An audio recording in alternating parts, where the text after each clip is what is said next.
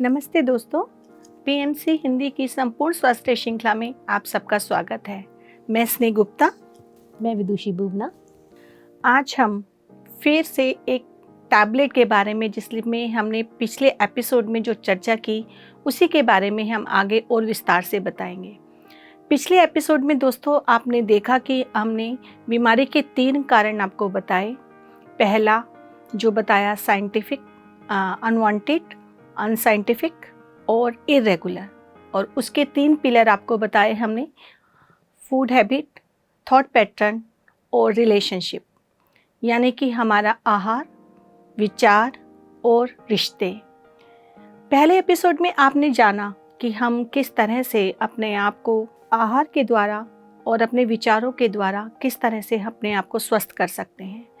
इस एपिसोड में अब हम जानेंगे रिश्तों के द्वारा हमारे जीवन में कैसे बीमारी आती है, हम कैसे आकर्षित करते हैं, क्या कारण है वो, किसकी वजह से हमारे रिश्ते हम पर हावी हो जाते हैं और उन इमोशंस को जो हम कैरी करते हैं वो हमें बीमारी का रूप देते हैं। ज़्यादातर ऐसा ही होता है दोस्तों, आपने सुना भी होगा कि हर रिश्ते में कोई ना कोई इमोशन होता है। इमोशन, क्योंकि रिश्ते अच्छे हैं तो हम खुश, अगर रिश्ते अच्छे नहीं हैं तो हम नकारात्मक विचारों के साथ रहते हैं। वो इमोशंस हमारे साथ हमेशा रहते हैं, चाहे वो कोई भी रिश्ता हो, चाहे हमारा माता पिता का है, बच्चों का है, भाई बहन का है, पति पत्नी का है, या कोई भी रिश्ता। हर रिश्ते में ऊपर नीचे कुछ अच्छा कुछ बुरा ज़रूर होता है। बस हमें समझने की ज़रूरत है कि हम उन रिश्तों को कैसे मधुर बना सकते हैं, कैसे अच्छे बना सकते हैं कि हमारे जीवन में उनसे खुशियाँ आएँ। क्योंकि जब रिश्ते किसी के साथ हमारे मधुर होते हैं तो हमने देखा ही है कि हम कितने खुश होते हैं उस व्यक्ति के साथ मिलके। उसके साथ हमें बैठना, हंसना, मिलना बहुत अच्छा लगता है कि आज हम उस व्यक्ति के पास जा रहे हैं, उनसे मिलने जा रहे हैं, हमारा समय तो बहुत बढ़िया गुजरेगा। लेकिन जिस रिश्ते के साथ हमारे नकारात्मक विचार हैं, हमारी कड़वाहट है, उस रिश्ते को हम ये सोचते हैं कि नहीं, ये तो दूर हो जाए, हमारे पास ही ना आए। लेकिन दोस्तों हमें समझना होगा कि हर एक रिश्ता आपके लिए ज़रूरी है, चाहे वो आपका अपना हो, यानी ब्लड रिलेशन का हो, खून का हो, या दूर का हो, जिसका आपका कोई संबंध नहीं है, चाहे वो अजनबी है। हर रिश्ते ने आपको सिखाया है और आपको सीखना है, क्योंकि हम इस धरती रूपी स्कूल में जब आए हैं तो सीखने और सिखाने के लिए आए हैं। क्योंकि हमारा जो सोल प्लान होता है, जो हमने अभी तक कई बार समझा भी है विदुषी जी, कि जब हम जन्म लेते हैं तो हम अपने पेरेंट्स को, अपने बर्थ प्लेस को, यहाँ तक कि अपने हस्बैंड या वाइफ को भी खुद चुनते हैं। क्यों चुनते हैं? हमारे कार्मिक अकाउंट के कारण, कि हमारे अनुभव कुछ अधूरे रह गए, कुछ पूरे नहीं हुए, जिसको हमें इस जीवन में सीखना है। क्योंकि सीखना और सिखाना एक अनुभव है। अगर आज हम किसी रिश्ते को छोड़ देते हैं तो ऐसा नहीं आपका उससे पीछा छूट जाएगा। आपको अगले जन्म में उस रिश्ते के साथ फिर आना पड़ेगा, चाहे उसका रिश्ते का स्वरूप बदल जाए, लेकिन वो अनुभव आपको जरूर लेना होगा। दोस्तों ये एक तरह से ऐसा है कि आप एक समुद्र में से एक चुल्लू भर पानी निकाल लें, और वो चुल्लू भर पानी आपको ऐसा लगेगा समुद्र को कुछ फर्क नहीं पड़ा उस चुल्लू भर पानी से, लेकिन उस समुद्र में से वो चुल्लू भर पानी 0.001% ही चाहे कम हुआ हो, कम तो हुआ ना। ऐसे ही हम सब भी एक कॉन्शियस बीइंग है, जो पूरा का पूरा एक सामूहिक स्तर पर है। जब हम इसमें से एक रिश्ते को छोड़ देते हैं, या किसी रिश्ते के साथ हम आगे नहीं जाना चाहते, उसको हम कैसे छोड़ देंगे? अगर हमने छोड़ दिया तो वही 0.001% हम उस रिश्ते को कम कर रहे हैं। हमें अगले जन्म में या किसी और जन्म में उससे अनुभव लेना होगा। तो दोस्तों सबसे पहले आपको यही समझना है कि हर रिश्ता आपके लिए ज़रूरी है। हर रिश्ते को हमें मधुर बनाना है, साइंटिफिक बनाना है, वांटेड बनाना है, रेगुलर बनाना है। जब कुछ रिश्ते, जैसे हमारे अंदर किसी के प्रति कड़वाहट आ जाती है, या हम कहें कि हमारी उससे नहीं बनती, तो हम उसे अनवांटेड कर देते हैं, क्योंकि हम उसके दोषों को देख रहे हैं। और जब वो अनवांटेड हो जाता है तो अनसाइंटिफिक अपने आप ही हो जाता है, क्योंकि हमारे पास कारण तो कुछ नहीं होता उसको छोड़ने का, लेकिन एक कारण जो हमने खुद उपजाया कि हम उसके अवगुणों को देख के, उसकी बुराइयों को देख के, उसके व्यवहार को देख के हमारी आपस में नहीं बनती और हम उस रिश्ते को छोड़ना चाहते हैं। उसके साथ हमारा नियमित रूप नहीं रहता। यानी कि आज हम किसी रिश्ते में कई बार होता है कि हम सोचते हैं कि किसी से रेगुलर हम मिलते हैं, बातचीत करते हैं, या हमें पता है कि हम कुछ महीने बाद भी मिलेंगे तो हमारा रिश्ता वही रहेगा। लेकिन कई बार अनियमितता आ जाती है। हमारे को एक बार किसी रिश्ते में हमने बात की और कई बार सालों बीत जाते हैं, हम उससे बात करना भी नहीं चाहते या छोड़ देते हैं। तो दोस्तों, सबसे पहले हमें यही जानना है कि हमें किसी भी रिश्ते को छोड़ना नहीं, उसे अपने साथ लेकर चलना है। ये हमारे जीवन का उद्देश्य है, क्योंकि हम पर्पसफुल रिलेशनशिप को फॉलो करते हैं। जब हम किसी उद्देश्य को लेकर इस धरती पर आए हैं, हमने अपने माता पिता को खुद चुना, भाई बहन को खुद चुना, अपने हस्बैंड वाइफ को खुद चुना, तो इसका मतलब हमारा उनके साथ कोई ना कोई उद्देश्य तो है ही ना विदुषी जी। अगर उद्देश्य नहीं होगा तो हम आएंगे क्यों उनके साथ जीवन में हमारा कोई अनुभव रहेगा। तो हर रिलेशन हमारा उद्देश्यपूर्ण होना चाहिए। हमें ये बात याद रखनी होगी कि ये जो रिश्ता या जिसके साथ हमारा व्यवहार, आचार जो भी चल रहा है, वो हमें सीखने के लिए आया है, सिखाने के लिए आया है। हमें दोनों रूप में करना है, हमें उनसे सीखना भी है और उन्हें सिखाना भी है। ये वाइसा वर्सा चलता है। कोई भी रिलेशनशिप ऐसी नहीं होती कि आप सिर्फ दिए जा रहे हैं। अगर आप दे रहे हैं तो आप उससे पाएंगे भी, क्योंकि गिव एंड टेक दोनों बराबर होते हैं हर रिश्ते में। दोस्तों, अब हम समझते हैं कि हम इसे कैसे अपना सकते हैं, कौन सी चीज़ हमारे लिए ज़रूरी है। आपको लग रहा होगा अगर हर रिश्ते में हमें कड़वाहट नज़र आ रही है तो हम उसे कैसे दूर कर सकते हैं। वो रिश्ता तो हमारे लिए ख़राब ही है, क्योंकि हम उसके अंदर हमेशा बुराइयों को देख रहे हैं। तो बुराइयों को दूर करने का सबसे बड़ा एक तरीका, पहला उपाय जो है विदुषी जी, वो है कि हम उनके दोषों को छोड़कर गुणों को देखना शुरू करें। वो कहावत है ना कि बुरा जो देखन मैं चला, बुरा ना मिला कोई, जो दिल खोजा आप ना तो मुझसे बुरा ना कोई। क्योंकि जो दोष आप उसके अंदर देख रहे हैं ना, वो कहीं ना कहीं आप ही के दोष हैं। बिल्कुल। हम दूसरों के अंदर देखते हैं अहंकार, जलन, ईर्ष्या, द्वेष। हमें लगता है वो तो बस ईगो से भरा हुआ है, वो तो बात करना भी पसंद नहीं करता, उसके अंदर तो इतनी ईगो है, वो हमेशा ईगो में रहता है। लेकिन हम कभी ये नहीं जान पाते कि वो शायद हमारा ही रिफ्लेक्शन है, हमारा ही प्रतिबिंब है, जिसकी वजह से वो हमारे पास आया है और हमें ये सिखा रहा है कि ये जो मेरे अंदर तुम्हें अवगुण नज़र आ रहे हैं ना, ये तुम्हारे ही अवगुण हैं, बस तुम इन्हें समझ लो। इसके दो उपाय होते हैं, या तो हम ये माने कि ये प्रतिबिंब है हमारा, दूसरा हम उसकी अच्छाइयों को अपनाना शुरू कर दें, उसके जो दोष हैं उनको भूल जाएं। और गुण, ऐसा नहीं हो सकता कि हर इंसान गुण और दोष से बना है। मैं भी गुण है तो मेरे अंदर दोष भी हैं, आपके अंदर गुण है तो दोष भी हैं। हर इंसान ऐसा ही है, हर कोई सर्वगुण संपन्न नहीं होता।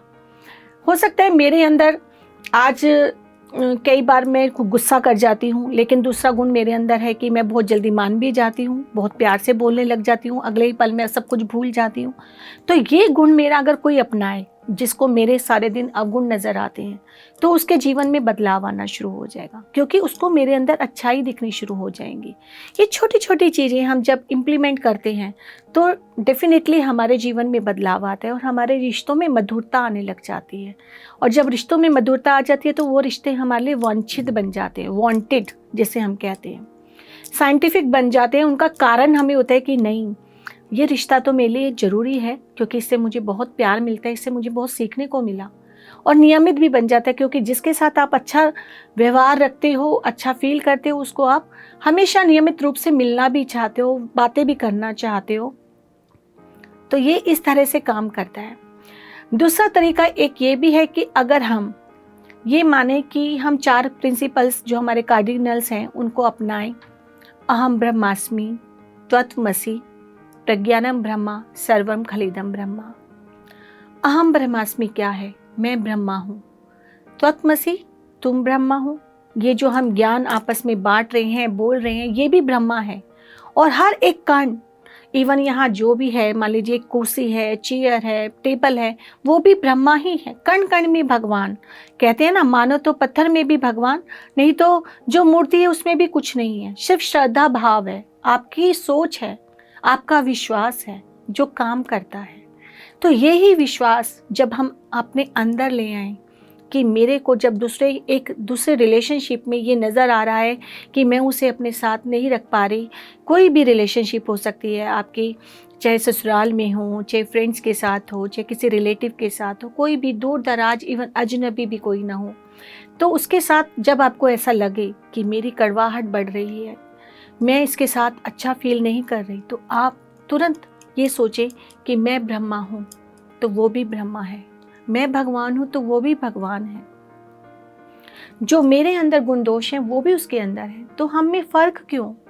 जब हम एक ही सोर्स से बने हैं, एक ही आत्मा से आए हैं, परमात्मा से आए हैं।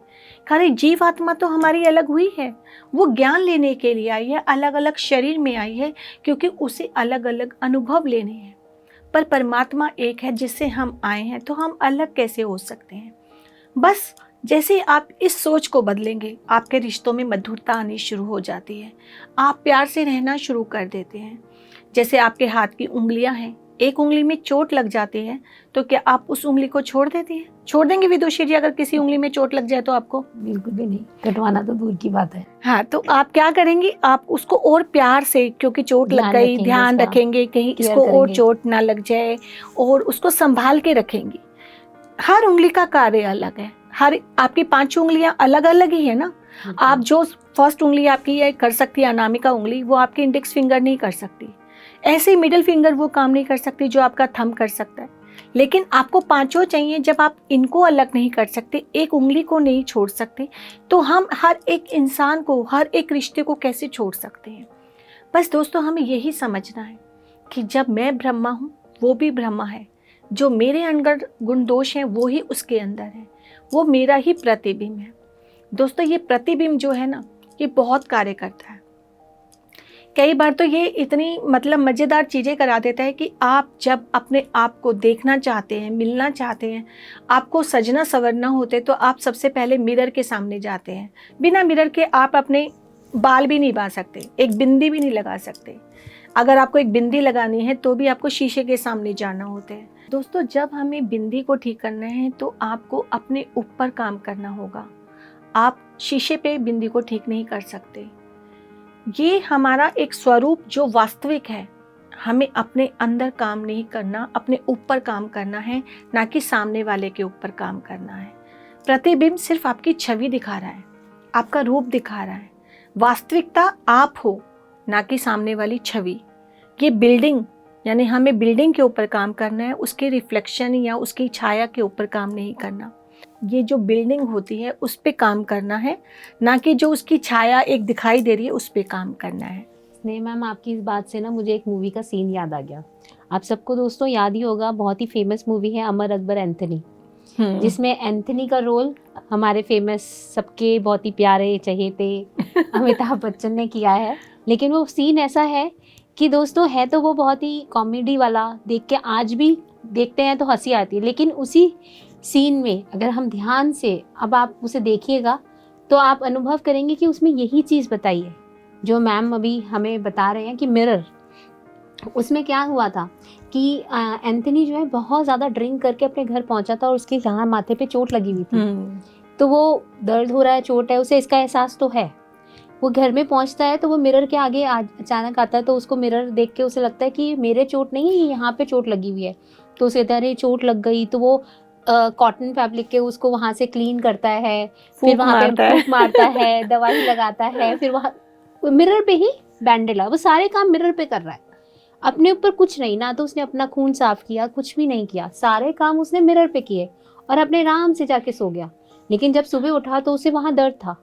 वो दर्द इसलिए था क्योंकि उसने उस पर कुछ भी नहीं किया, ना खून साफ किया, खून सूख रहा है, दर्द भी हो रहा है। तो उसे अचानक से हल्का हल्का याद आता है कि अरे रात को मेरे यहाँ चोट लग गई थी। तो देखता है शीशे पे उसने ये सब किया है।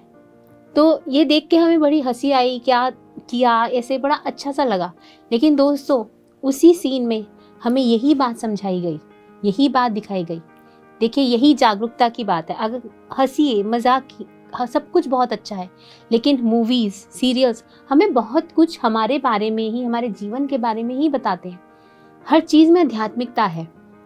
यहाँ पे हमें बहुत आसानी समझ में आया कि उसको मिरर पे काम नहीं करना था, उसे स्वयं की चोट पे काम करना था। यानी कि हमें रिश्तों में जहाँ सामने कड़वाहट दिख रही है ना, वहाँ काम नहीं करना। जो बात आप कह रहे हैं वो बिल्कुल उस मूवी में वही चीज़ है कि कड़वाहट जहाँ से हमें दिखाई दे रही है, आ रही है, वो कड़वाहट वहाँ है ही नहीं।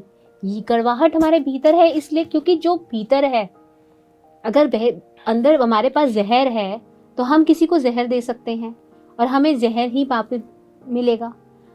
प्यार है तो प्यार देंगे, प्यार मिलेगा। तो ये वही चीज़ है कि उस मिरर पे काम नहीं करना, हमें अपने ऊपर काम करना है।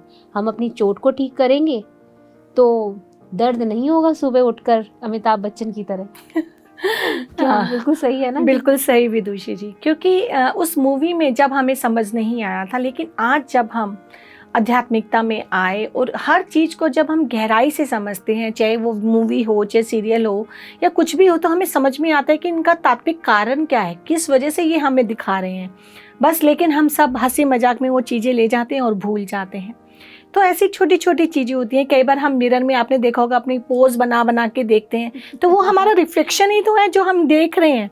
मेरी छोटी बेटी बहुत ज़्यादा, उसको हर वक्त अपने आप को मिरर में देखना सबसे ज़्यादा। लेकिन वो यही चीज़ वो जब देखती है तो अपनी जितनी भी गलतियां वो करेक्ट करती है, तो उसके मिरर में वो चीज़ें करेक्ट हो जाती हैं। हाँ बिल्कुल, क्योंकि कई बार आपने देखा होगा विदुषी, जब हम नया नया बोलना सीखते हैं या स्टेज प्रोग्राम करते हैं, हमें कोई स्पीच भी देनी होती है, तो सबसे पहले कहते हैं कि आप मिरर के सामने प्रैक्टिस करो। क्योंकि जब आप मिरर में आप कुछ भी बोलते हो तो वो आपको पता चलता है कि आप गलत बोल रहे हो, आप कहीं अटक रहे हो, आपका फ्लो ठीक नहीं है, शब्द ठीक नहीं निकल रहे, तो वो आपको पूरा का पूरा गाइड करता है। आपका पूरा गाइड है वो। कहीं आपको जाना होता है तो भी आपको गाइड करते हैं ना, आप रेडी ठीक से नहीं हुए, वो पूरा आपका गाइड है। ऐसी एक मेरी पेशेंट गॉड है, मतलब मैं आपको बताती हूँ, उनको स्पीच में प्रॉब्लम थी, वो ठीक से बोल नहीं पाते थे, हकलाते थे। 65 ईयर्स ओल्ड वो हैं और हकलाकर उनकी टंग भी क्लियर नहीं थी। अब इस एज में ये तो है नहीं कुछ हो सकता है, फिर भी उन्होंने हमारे कहने से मिरर एक्सरसाइज करी। उन्होंने मिरर में देखना और बोलना शुरू किया और धीरे धीरे उनको 20 to 30% आराम पड़ गया, बिना किसी मेडिसिन के, बिना किसी चीज़ की। और आप बिलीव नहीं करोगे, वो गाना गाने लग गए। जो हकलाते थे, ठीक से शब्द नहीं बोल पा रहे थे, और वो हमारे आनंदो ब्रह्मा में आके गाना गा के जाते हैं। इतना फ़र्क पड़ता है। मतलब अगर किसी को दोस्तों स्पीच से रिलेटेड कोई भी दिक्कत है, वो भी ये एक्सरसाइज को कर सकते हैं। बाकी आपके इमोशंस निकालने में तो ये बहुत कारगर है ही, जो हम आपको अभी कराएंगे। आपकी सही बात है ना, तभी तो कहते हैं हर रिश्ते हमारे आईने ही तो हैं और हम अपने आप को उनकी आंखों में देखते हैं। हाँ बिल्कुल सही क्योंकि इसके बिना कुछ हो ही नहीं सकता। आप जब आए हो, आपको ऐसा लगता है कि अगर आपका कोई फ्रेंड ना हो, कोई दोस्त ना हो, आपके पेरेंट्स से आपके रिलेशनशिप अच्छे नहीं है, कुछ भी नहीं है, तो आपको क्या लगता है? आप यही लगता है ना, मेरा जीवन जो है नीरस हो गया, बिल्कुल इसमें चार्म नहीं है, खुशी नहीं है, आनंद नहीं है। और आजकल तो टीनेजर्स के साथ पेरेंट्स के रिलेशनशिप कितनी ज़्यादा मायने रखती है कि उनके रिलेशनशिप भी कई बार एक एज के, या हम कहते हैं कि जनरेशन गैप जिसे कहते हैं, उसकी वजह से भी हमारे रिश्ते ख़राब हो जाते हैं। जनरेशन गैप जो होता है बच्चों में, आपने देखा होगा जब वो 14 टीन एज में आते हैं तो उनको पेरेंट्स की हर बात ख़राब लगती है। उन्हें ऐसा लगता है कि पेरेंट्स जो हैं हमारे को नहीं समझा पाएंगे, पेरेंट्स हमें नहीं समझ पाएंगे। तो वो क्या होता है, बस आपको उनके साथ भी समझना है, वो रिश्ते भी अच्छे बनाने हैं। आपका जो आसपास, सबसे पहले हमारी जो टेस्टिंग होती है या कुछ भी होता है, तो वो क्या होता है कि हम अपने घर से ही शुरुआत करें। चाहे वो आपके बच्चे हैं, चाहे वो आपके पेरेंट्स हैं, उनके साथ आपके संबंध मधुर कैसे होने चाहिए। बस उस कड़वाहट को हमें दूर करना है। हर किसी के साथ एक ऐसा रिश्ता बनाना है कि वो रिश्ते एकदम पर्पसफुल हो जाएं, फ्रेंडली हो जाएं, कि वो बच्चे भी आपके साथ आकर हर बात शेयर करें। ऐसा फ्रेंडली वे होना चाहिए अपने बच्चों के साथ, चाहे कोई भी टॉपिक हो। इवन मैं कहती हूँ जो टॉपिक डिस्कस नहीं करना चाहिए, वो भी बच्चे अगर आपसे आकर डिस्कस करते हैं तो आप उनके ट्रू फ्रेंड हो। कोई और आपको गाइड नहीं कर पाएगा जितने बच्चों को एक पेरेंट्स, एक फ्रेंड बन के गाइड कर पाते हैं। ये रिलेशनशिप एकदम पारदर्शी होनी चाहिए, एक दूसरे से आप समझ पाओ। और मैंने सच में दोस्तों, ये मेरे बेटे का और मेरा अनुभव बिल्कुल एकदम पारदर्शी है। हमारी रिलेशनशिप ऐसी है कि एक दोस्त की भी क्या होगी, हम हर टॉपिक पे, हर चीज़ पे डिस्कस कर लेते हैं जो भी हमें करना होता है। बात आपकी इस बात से कि मेरी और मेरी बेटी के बीच में भी कुछ ऐसा ही रिश्ता है कि हम दोनों माँ बेटी भी हैं, दोस्त भी हैं और बहनें भी हैं। बिल्कुल एक दूसरे से बिल्कुल खुल के बात करनी, जो भी उसके मन में है हर चीज़ को वो खुल के बोलना। उससे आपके रिश्तों में जो गैप आ जाता है, जो हम फिल करना चाहते हैं, सारी उम्र लग जाती है लेकिन हम फिल ही नहीं कर पाते और कहते हैं मिसअंडरस्टैंडिंग हो गई, हमारे तो ये मतलब नहीं था, लेकिन वो सारी चीज़ें ख़त्म हो जाती हैं। क्योंकि विदुषी क्या होता है, अगर हमारा रिलेशनशिप अच्छा नहीं होगा तो हम इमोशंस को कैरी करेंगे, चाहे वो बच्चे हों, चाहे वो पेरेंट्स हो, चाहे वो हम इन लॉज के साथ कह सकते हैं कि को सिस्टर्स हैं, को सिस्टर इन लॉ है, फादर मदर इन लॉ हैं, जिनमें इन लॉ लग गया। एक तो मुझे ये बहुत अच्छा लगता है सब्जेक्ट कि इन लॉ, जहाँ कानून आ गया। लॉ तो कानून ही है, कानून में जब हम रहना नहीं चाहते, अपने पेरेंट्स के घर में रहना नहीं चाहते, और सेकेंडली पेरेंट्स खुद कानून में रहना नहीं चाहते, तो एक शादी के बाद एक लड़की जो आपके घर आती है वो कानून में कैसे रहेगी। ये इन लॉ शब्द मेरे हिसाब से डिक्शनरी से हट जाना चाहिए। इन लव कर देना चाहिए। हाँ, कि यहाँ हम ये कह सकते हैं कि सेकंड पेरेंट्स, भाई वो भी तो आपके पेरेंट्स ही हैं, जो आपके हस्बैंड के बने या आपकी वाइफ के बने। हम सेकंड पेरेंट्स या सेकंड होम भी कह सकते हैं, लेकिन इन लॉ लगते ही जब वही बात है ना, नेगेटिव वर्ड तो हमने खुद ही जोड़ दिया, तो वहाँ रिलेशनशिप हमारी मधुर कैसे हो सकती है। जहाँ इन लॉ हो गया, लॉ में कोई नहीं रहना चाहता, सब फ्रीडम चाहते हैं। एक कानून के बंधन में हम रोज़ सड़कों पे चलते हुए ट्रैफिक रूल्स को तोड़ते हैं कि हेलमेट नहीं लगाएंगे, रेड लाइट जंप करेंगे, क्योंकि हम उस कानून को भी फॉलो नहीं करना चाहते जो तो हमारी सेफ्टी के लिए। तो हम दूसरे रिलेशनशिप में आके क्यों बंद कर रहना चाहते हैं। फ्रीडम सभी को चाहिए, हर कोई एक फ्रीडम के साथ अपनी बात कहना चाहता है, बोलना चाहता है। तो इसके लिए दोस्तों ऐसा ही होता है कि जब आपके मन में कोई भी इमोशन आए, अपने फ्रेंड के प्रति, अपने रिलेटिव के प्रति, अपने इन लॉज के प्रति, या मैं कहूँ अपने सेकंड पेरेंट्स के प्रति, तो आप उनसे बैठ कर बात कर सकते हैं, उनको बोल सकते हैं। आपका रिलेशनशिप हेल्दी तभी होगा जब आप उनसे बात करें, अपने मन की बात कहें कि मैं आपसे इस बात पे, मुझे आपकी ये बात बुरी लगी, आपने ये कहा, मुझे ये सही नहीं लगा। तो देखिए धीरे धीरे उनको एक बात तो शायद बुरा लगे कि मेरे से आप ऐसे बात कर रहे हैं, लेकिन धीरे धीरे वो भी समझ जाएंगे कि आप अपने मन की बात कह रहे हैं। जब आप अपने इमोशंस रिलीज़ करेंगे तो रिलेशनशिप 100% आपकी अच्छी होगी, साइंटिफिक होगी, वांटेड होगी, रेगुलर होगी। आप हर रिलेशन को ये चाहेंगे कि मैं इसके साथ रोज़ प्यार से रहूं। तो दोस्तों हम सबसे पहले आज करेंगे एक मिरर एक्सरसाइज, जो हमने जिसके बारे में बताया, आज हम आपको वो कराते हैं कि मिरर के साथ आप रूबरू कैसे हो सकते हैं, उसके साथ आप अपने आप को कैसे देख सकते हैं।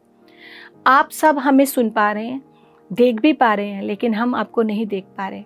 हाँ, हम अपनी तीसरी नेत्र के द्वारा ज़रूर आपको देख पा रहे हैं कि आप क्या कर रहे हैं। तो अब हम ये कहेंगे कि आप अब शांति से बैठ जाइए और जल्दी से अपने घर में से, अपने आसपास से एक छोटा सा मिरर ले आइए या मिरर के सामने चले जाइए।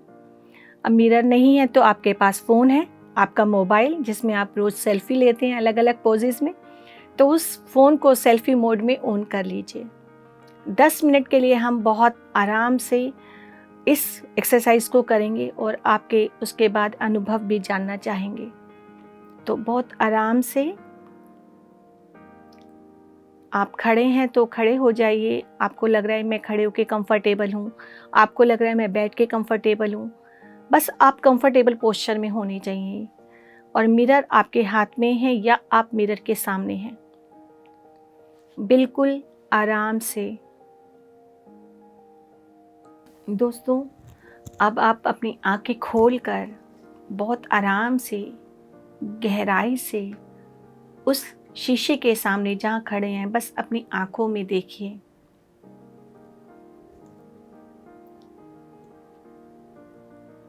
बहुत आराम से अपनी सांसों के साथ एक होते हुए, विचारों को साइड हटाते हुए, विचार जो आपके मन में आ रहे हैं थोड़ी देर के लिए उनको बोलिए, आप साइड हो जाइए। मैं अभी एक बहुत सुंदर एक्सरसाइज कर रही हूँ या कर रहा हूँ।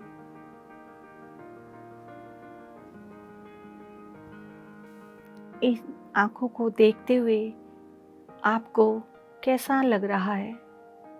क्या विचार आपके मन में आ रहे हैं? क्या आपकी आँखें झपक रही हैं? क्या आंसू आ रहे हैं? क्या आप अपने आप से ही नाराज हो रहे हैं? या आपको इन आँखों के अंदर कोई और छवि नज़र आ रही है? ये आपका अपना अनुभव है जो आप महसूस कर रहे हैं। आज आपको मालूम होगा ये प्रतिबिंब, ये शीशा आपको क्या बताता है। ये एक्सरसाइज आप रोज कर सकते हैं, अपने आप से रोज मिल सकते हैं, अपने अवगुणों को दूर कर सकते हैं। कोई जल्दी नहीं है, बस आराम से अपने आप को अपनी आँखों के द्वारा महसूस करना है, उस गहराई को देखना है।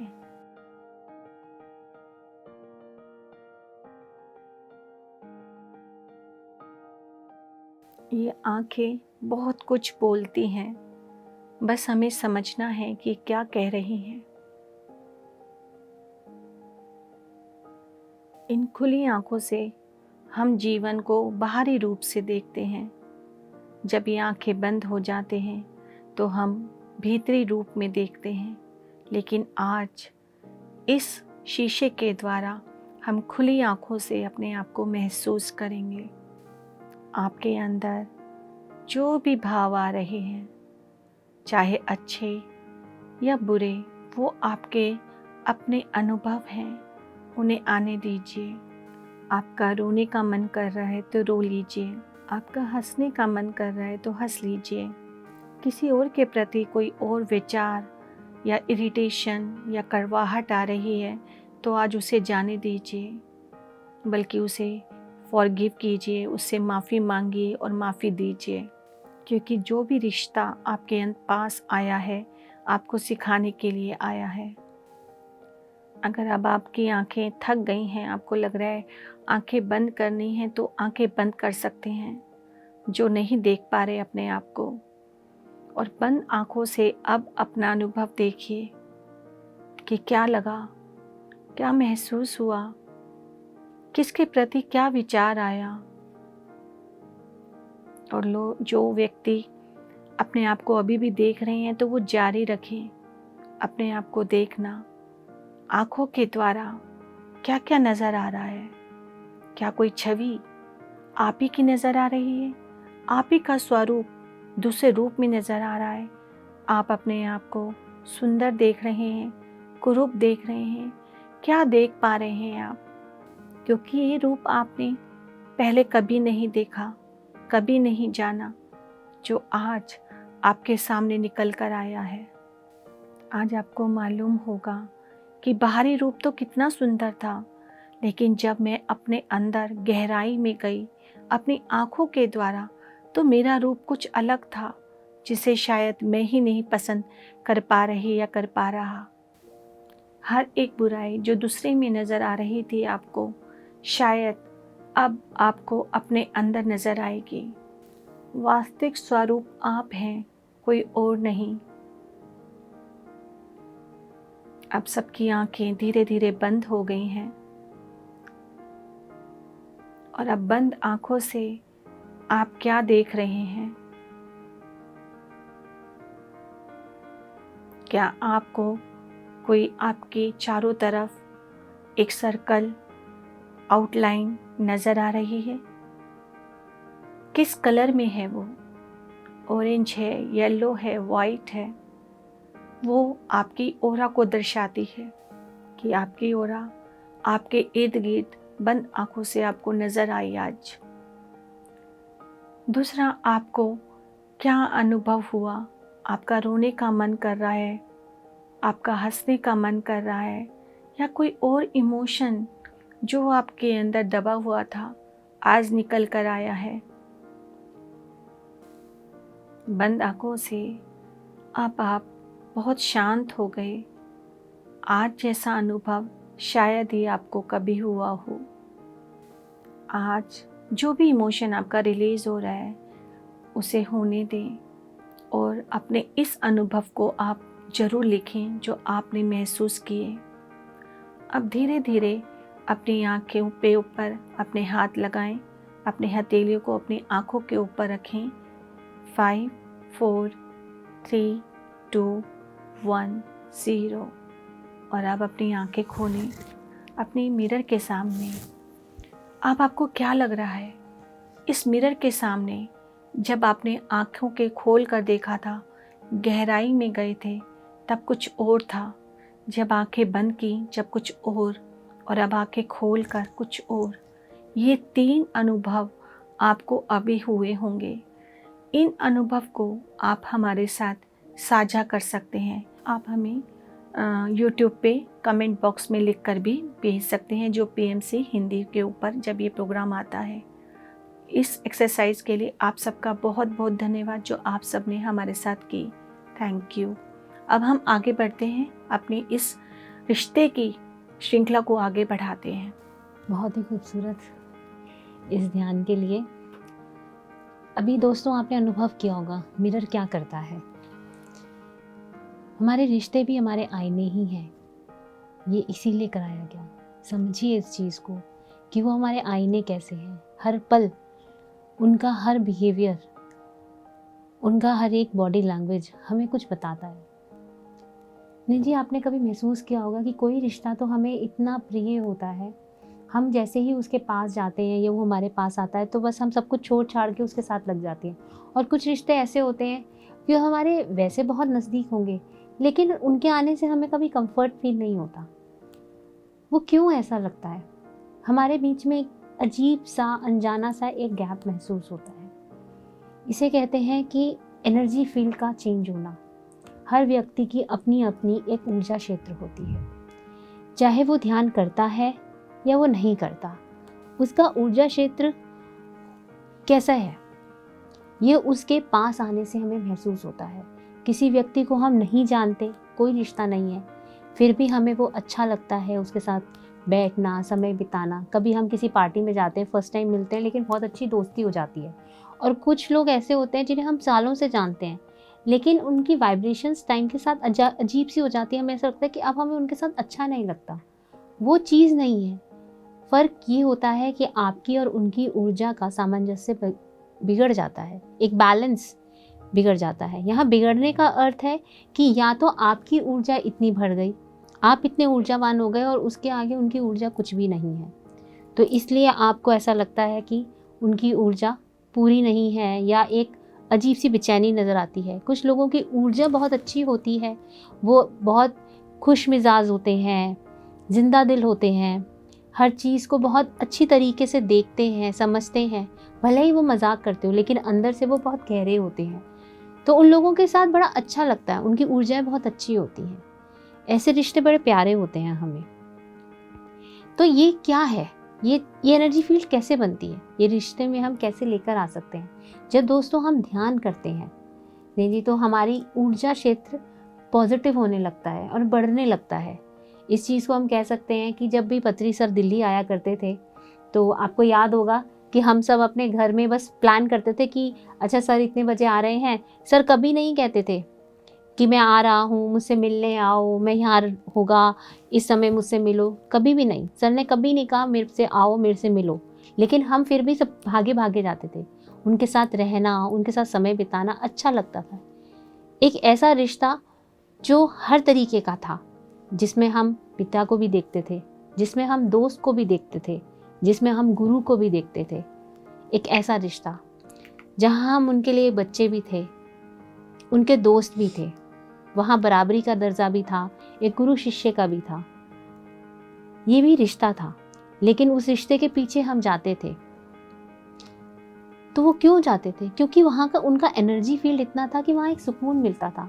जैसे ही हम मंदिर में जाते हैं या गुरुद्वारे में जाएं, चर्च में जाएं, तो एक सुकून मिलता है, क्योंकि वहाँ की एनर्जी फील्ड बहुत अच्छी होती है, पॉजिटिव होती है। वहाँ कोई जाकर ये नहीं कहता कि भगवान मैं तुमसे मांगता हूँ कि उसके साथ ऐसे कर दिया जाए। वो हमेशा कहता है कि मेरे को ये चाहिए, मेरे ये अच्छा करो, सब कुछ अच्छा ही अच्छा, कोई किसी के लिए बुरा नहीं मांगता। क्यों? वहाँ की एनर्जी फील्ड अच्छी होती है। इसी तरीके से जब हम अपने रिश्तों में अपने भीतर की एनर्जी फील्ड को बढ़ाएंगे, तो हमारे रिश्तों में भी एक सामंजस्य आएगा। दूसरा, हम एक मैग्नेटिक अट्रैक्शन के तरीके से बन जाएंगे और हर रिश्ता हमारे पास आएगा। जो शायद हमसे बात करना पसंद नहीं करते थे, वो हमारे पास आएंगे, हमसे सलाह लेने लगेंगे अचानक से। उससे क्या है, जो रिश्ता अनसाइंटिफिक सा था, अनवांटेड सा था, वो वांटेड बनने लगा। जैसे कि जब हमारी मैग्नेटिक फील्ड बढ़ती है तो हमारे हर रिश्ता हमारे पास आता है।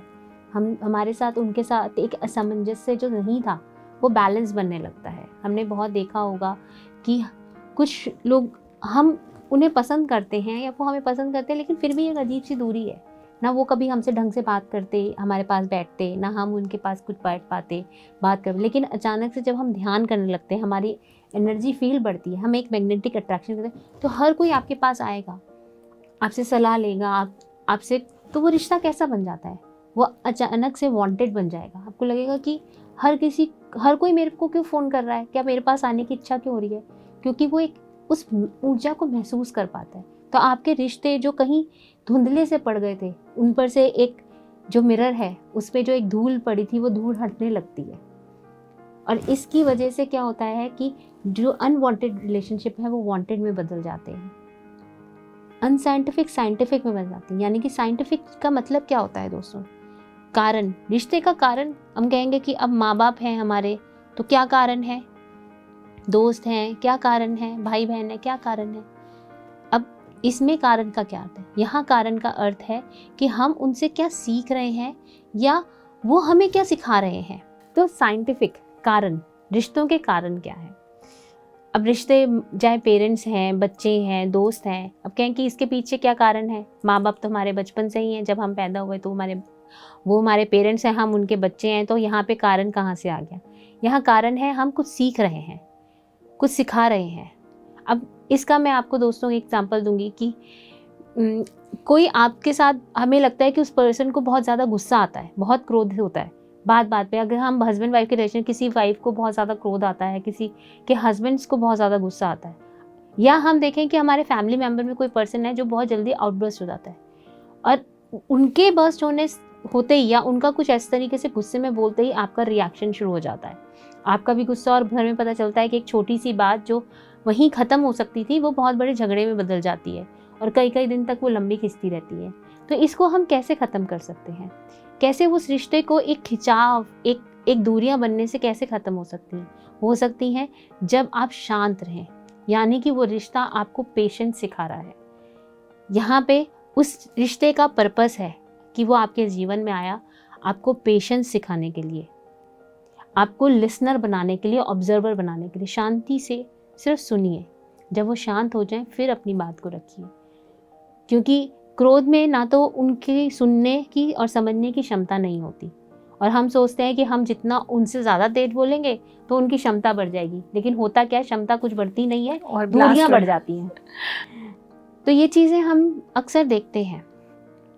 तो ये छोटी सी चीज़ को अगर हम अपने जीवन में, कहने को बहुत आसान लगती है, इतना सरल शायद ना हो, लेकिन ये सरल उतना ही है। बस हमें चुप रहना है, सामने वाला जब कुछ कर रहा है तो शांति से ऑब्जर्व कीजिए, आपको आपका उपाय, उसका सॉल्यूशन वहीं मिल जाएगा। प्रॉब्लम है, लेकिन प्रॉब्लम क्यों आती है, कोई भी प्रॉब्लम अकारण नहीं आती हमारे जीवन में। रिश्तों में कोई भी प्रॉब्लम आ रही है हमारे जीवन में, किसी भी व्यक्ति की वजह से प्रॉब्लम, हर व्यक्ति से कोई ना कोई रिश्ता है, खाली माता पिता भाई बहन का रिश्ता ही नहीं, पड़ोसी हैं तो उनसे भी हमारा पड़ोसी का रिश्ता है। अगर एक सोसाइटी है तो सोसाइटी के जो लोग हैं उनसे भी हमारा एक रिश्ता है। हम एक स्टेट में रहते हैं तो उन लोगों से भी हमारा रिश्ता है, कि हम सब एक स्टेट में रहते हैं, एक कंट्री में रहते हैं। क्यों हम इसी कंट्री में आए, तो कोई रिश्ता, कोई कारण होगा ना, हमें वहाँ से कुछ सीखना समझना है। वो जगह हमें कुछ समझाना चाहती है, कुछ सिखाने के लिए। हम वो कुछ कमियां थी जो ये जगह ही पूरी कर सकती है, वो वहीं के वैल्यूज़ हम सीख सकते हैं। तो दोस्तों ये सब चीज़ें कैसे हैं, हमें, आप सबको ध्यान होगा कि, या आप लोगों को पता होगा, आप लोग जब अपने बड़ों से बात करते हैं या उनके समय के बारे में उनकी फ़ोटोज़ देखते तो हमेशा देखते हैं, कभी नहीं देखा होगा कि अकेली फ़ोटो, हमेशा देखा होगा ग्रुप में फ़ोटो मिलती है हमें। क्यों? क्योंकि पहले एक जॉइंट फैमिलीज़ हुआ करती थी, पूरा कुटुंब हुआ करता था। जिसे आजकल हम कहते हैं वासुदेव कुटुंब, वासुदेव कुटुंब बहुत सुनते हैं कि होना चाहिए, होना चाहिए। क्या है ये जॉइंट फैमिली? जी आपने तो एक्सपीरियंस ही किया है कि जब जॉइंट फैमिली होती है तो इतने सारा बड़ा परिवार कैसे रहता है। सबके काम कोई बताता नहीं है कि तुम्हें ये काम करना है, तुम्हें वो काम करना है, लेकिन सबको पता है उनके काम क्या है, उन्हें उनकी रिस्पॉन्सिबिलिटीज़ पता होती हैं और वो अपने आप अपने आपस में अपनी रिस्पॉन्सिबिलिटीज़ को डिस्ट्रीब्यूट कर लेते हैं। रिस्पॉन्सिबिलिटीज़ को डिस्ट्रीब्यूट करने का मतलब है कि आपने अपनी अपनी पोजीशंस को होल्ड कर लिया, अपनी अपनी पोजीशंस को होल्ड किया, और समय आने पर कभी कभी वही पोजीशंस को छोड़कर किसी दूसरे को वो पोजीशन बहुत खूबसूरती से दे दी जाती थी। तो ऐसे होते थे हमारे वो रिश्ते, हमारी वैल्यूज़।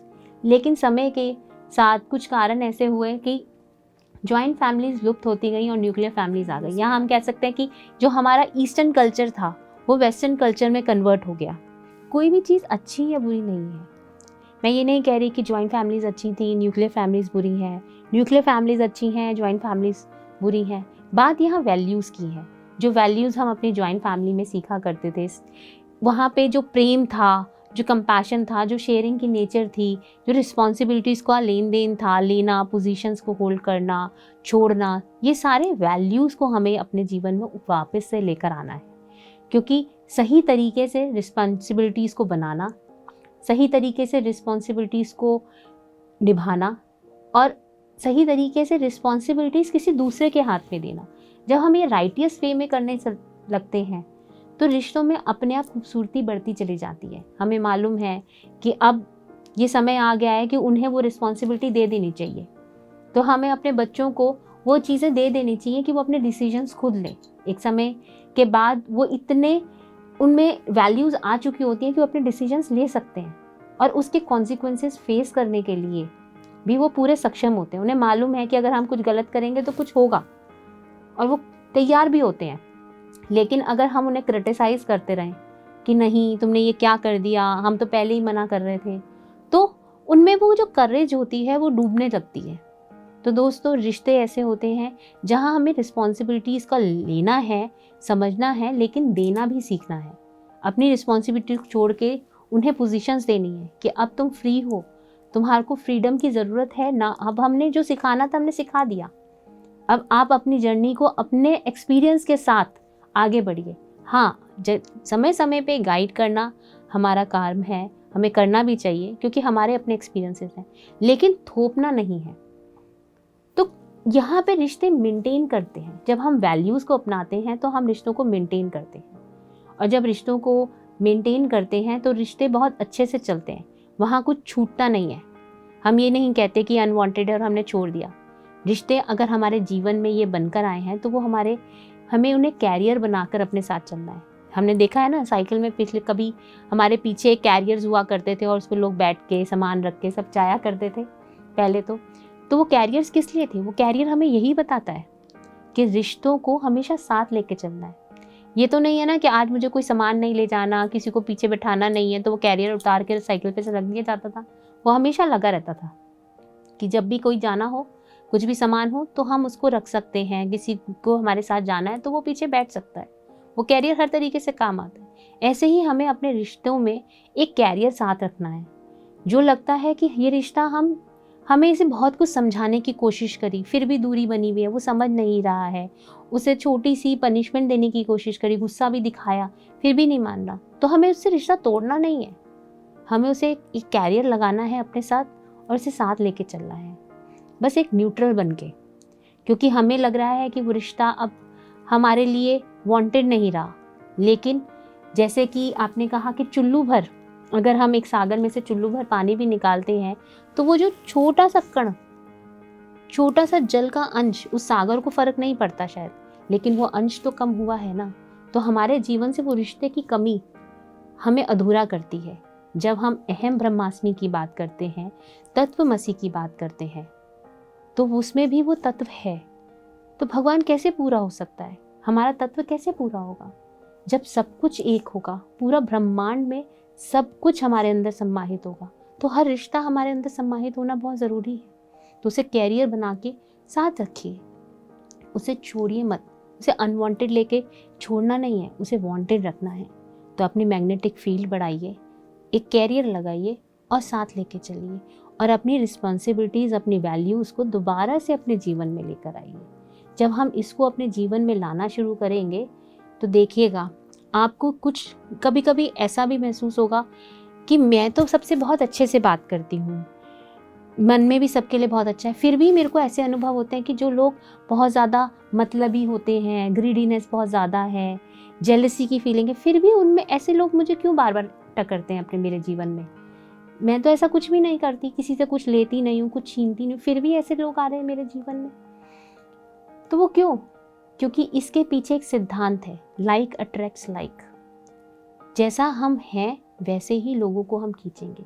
यहाँ फिर से दोस्तों वही बात आती है, मैग्नेटिक फील्ड। मैग्नेट क्या है? खींचती है। तो हम सब एक मैग्नेट ही हैं। आप लोग जो सुन रहे हैं, आप सब मैग्नेट्स हैं। आपके जीवन में जो अच्छे नहीं लग रहे हैं वो भी, और जो अच्छे लग रहे हैं वो भी, उन सब के लिए आप मैग्नेट हैं, और वो आपके लिए मैग्नेट है, आप उनके लिए मैग्नेट हैं। हम सब एक दूसरे के लिए मैग्नेट्स हैं।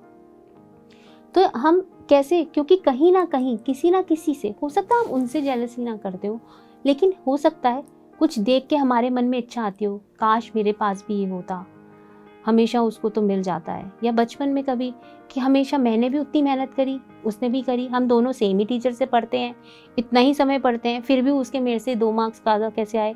वो, उसको तो मैम ने चांस दे दी, अपॉर्चुनिटी दे दी, मेरे को तो दी नहीं। तो ये चीज़ क्या है? ये कहीं ना कहीं जेलसी है कि अगली बार मैं कुछ ऐसा करूँगी कि वो ना आए, या उसको पढ़ने नहीं दूंगी, उसको डिस्टर्ब करूँगी, कुछ भी ऐसा, या उसका काम खराब कर देंगी। तो ये क्या है? ये जेलसी की फीलिंग है। हमें लगता है कि हमारी वो खत्म हो गई, लुप्त हो गई, लेकिन वो कहीं ना कहीं अंश होता है, इसीलिए हमारे आसपास ऐसे लोग हैं। तो यहाँ ज़रूरत है देखने की, समझने की, कि अगर हमें बार बार एक जैसे नेचर वाले लोग मिल रहे हैं, हमारे कांटेक्ट में आ रहे हैं, तो दैट मीन्स कि कहीं ना कहीं हम उन्हें अट्रैक्ट कर रहे हैं। क्योंकि सृष्टि का नियम है ना। बिल्कुल, सृष्टि का नियम है कि जैसे आप होंगे वैसे ही आपको मिलेगा। यहाँ दोस्तों, अब इसके साथ साथ ये तो बात हो गई हमारे इर्द गिर्द जो रिश्ते हैं, जो हम जन्म से हैं, जो हम बनाते हैं। कुछ रिश्ते ऐसे होते हैं जिनका कोई नाम ऐसे नहीं होता। जैसे अब हम कहीं जा रहे हैं, ट्रेन में, बस में, या एयर के थ्रू, तो वो जो साथ हमारे हैं, हम अकेले जा रहे हैं, हमारे साथ जो लोग बैठे हैं, हमारे साथ जो कंपनी कर रहे हैं, वो सब पैसेंजर्स हैं। मैं भी पैसेंजर हूँ, आप भी पैसेंजर हैं। मैं आपको नहीं जानती, आप मेरे को नहीं जानते, लेकिन क्यों मैं आप ही के साथ बैठी। हम कई बार बस में देखते हैं या ट्रेन्स में देखते हैं कि लोग सेम टाइम पर उन्हें अपने वर्क प्लेस पे जाते हैं, तो उनकी बड़ी अच्छी दोस्ती हो जाती है उन लोगों से। क्यों हो जाती है? क्यों? क्योंकि वो डेली वही समय सबका है जाने का, वही समय सबका है वापस आने का, तो वो लोग रोज मिलते हैं, तो एक रिश्ता बन जाता है। ना तो वो भाई बहन हैं, ना वो भाई हैं, ना वो दोस्त हैं, बस वो एक राहगीर हैं। उन्हें मालूम है कि आज वो मिलेगा, और जिस दिन वो नहीं मिलते तो हम अगले दिन पूछते हैं कि भाई क्या हुआ, इतने दिन से क्यों नहीं आए? तो उसका कारण क्या है? तो ये क्या है? ये एक ट्रैवलर का के साथ, आप भी ट्रैवलर हैं, उस समय वो भी ट्रैवलर है, तो ये रिश्ता है राहगीर का। वो क्यों आया आपके जीवन में? उससे जो आपको सीखना है। जब हम उसकी वो क्वालिटी, उससे बात करें, उसे जाने समझें, हो सकता है उसे ऐसा ज्ञान हो, उसे ऐसी चीज़ पता हो जो आपके लिए बहुत ज़रूरी हो। कई बार हम बात करके ऐसी मुकाम पे पहुंच जाते हैं, तो वहाँ पे जब आप उस चीज़ को अडेप्ट कर लेंगे, उस चीज़ को जान लेंगे, तो वो व्यक्ति का आपके जीवन में आने का महत्व पूरा हो जाएगा। यानी कि कारण साइंटिफिक, वो रिश्ता साइंटिफिक बन जाएगा, वांटेड बन जाएगा, और रेगुलर तो अपने आप हो जाएगा, क्योंकि आपका उससे दोस्ती हो जाएगी, क्योंकि आपके जीवन में कहीं एक क्षण ट्रांसफॉर्मेशन का वो कारण बन जाएगा। तो दोस्तों, ऐसे ही हमें अपने रिश्तों को वांटेड बनाना है, साइंटिफिक बनाना है, और रेगुलर बनाना है। हम हर चीज़ को वांटेड, साइंटिफिक और रेगुलर बना सकते हैं। फ़र्क इतना है जागरूक होने का, और जागरूक होना है तो सबसे पहले स्वयं के प्रति जागरूक होइए, ध्यान कीजिए। जब हम ध्यान करेंगे तो स्वयं से जागरूक होंगे, तभी हमारा आहार जागरूकता से लिया जाएगा, अपने 5 इंद्रियों से। तभी हमारे विचार जागरूक होंगे, तो हम अपने आप को नकारात्मक से बहुत आसानी से सकारात्मक बना लेंगे, बार बार करेक्ट करके, अपने आप को इंट्रोस्पेक्ट करके। और इसी तरीके से हम जागरूक हो जाएंगे अपने रिश्तों के प्रति। एक कैरियर लगाएंगे जहाँ पे हमें लगेगा कि ये वांटेड बनाने के लिए, अपनी मैग्नेटिक फील्ड बढ़ाएंगे सबको अपने पास लाने के लिए, लाइक अट्रैक्ट्स लाइक के इस प्रिंसिपल को बहुत खूबसूरती से अपने जीवन में अपनाएंगे, अपनी ऊर्जा को बढ़ाकर। तो दोस्तों, ये जो कारण है हमारे जीवन में बीमारियों के, आहार, विचार और रिश्ते, जब हम इन कारणों को सही कर लेते हैं तो जीवन में कोई भी व्याधि, कोई भी बीमारी किसी भी रूप में आ नहीं सकती। चाहे हम कहें मेंटल इलनेस, डिप्रेशन, कुछ भी, किसी भी तरीके का दर्द हो, किसी भी तरीके की कोई भी बीमारी हो, वो हमारे जीवन से बहुत खूबसूरती से बाहर चली जाएगी। तो दोस्तों, तो ज़रूरत है जागरूक होने की, और हमें आशा है कि अब अपने कारणों को आप खुद ढूंढेंगे, खुद समझेंगे, इस मिरर एक्सरसाइज को बार बार करेंगे, अपने भीतर जाएंगे और अपने रिश्तों को ठीक रूप से, खूबसूरत रूप से अपने जीवन में लेके चलेंगे। तो इसके साथ हम आज के इस एपिसोड को विराम करते हैं। अगले हफ्ते फिर मिलेंगे संपूर्ण स्वास्थ्य के एक और टैबलेट के साथ। तब तक के लिए नमस्कार। नमस्कार।